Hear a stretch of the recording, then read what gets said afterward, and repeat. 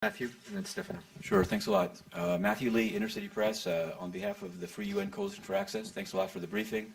You mentioned South Sudan, so I wanted to ask you, as a person, I know you do a lot of work there, what do you think of what happened in Malakal in the protection of civilian camp? What do you think of the way in which the UN has set up camps, much too good, but obviously there are people that say that people, either government soldiers or in government uniforms, went in, killed people, burned all the houses down.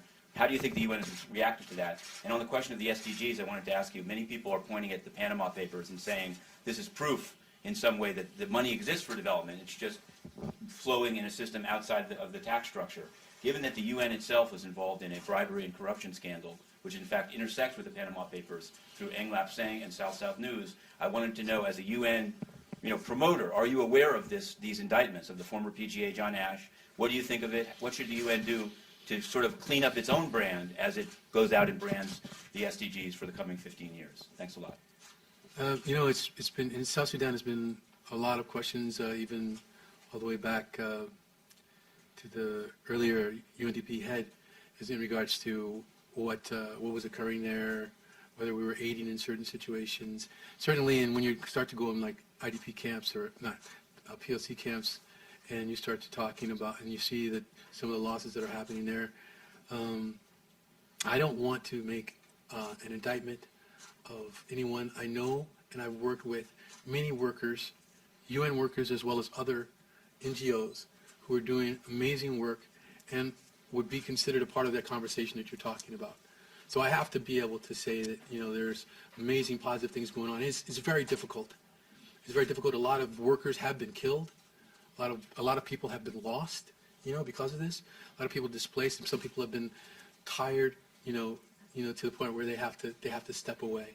So I think we have to look at this holistically too, because it's a very complex. Even now, we're still waiting for Riek Machar to hopefully show up in Juba, So it's one of those situations that has so many different layers of who it is, with whether Salva Kiir, how he feels about it, whether or not we're bringing in a new police force, whether or not, all of these things are going on. And I'm sorry that I can't address it completely, but I don't think we have enough time to do everything. But I do want to do a shout out to a lot of those people and workers and people who are on the front line of something that is really hard. Some of my youths that are in where they are, they're dealing with conflicts going on around them all the time. I've had some of the people who work on my staff whose relatives have been shot point blank. People who have been, some of my youths who have been kidnapped and even tortured in this situation. So let's look at it and recognize that it's a really difficult situation that has to be dealt with, and understand that there are people, good people, working to try to make it happen, make it better. Sorry. Thank you. Do Panama? Maybe I can add to that. And I would say, Mr. Lee, one of the important accomplishments of the 25th of September last year is that we had 193 leaders of countries who pledged to their people.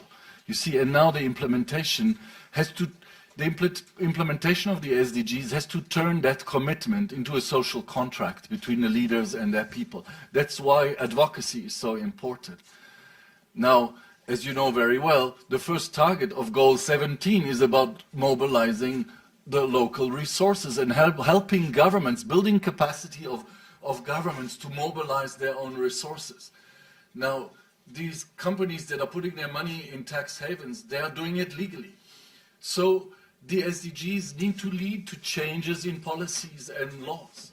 Otherwise, they cannot be implemented. And so this is a path that we are going to be walking on. Now, it's very important that in that context, endorsing the Sustainable Development Goals is not a certificate. It doesn't mean that we've done it. It means that we acknowledge that we are falling short, and that we acknowledge that we are ready to be accountable. That's what big leaders have been saying in this hall, and now I think it's time to move forward. Let's turn this into a real social contract between the state and between the leaders and their people. Okay, 2 quick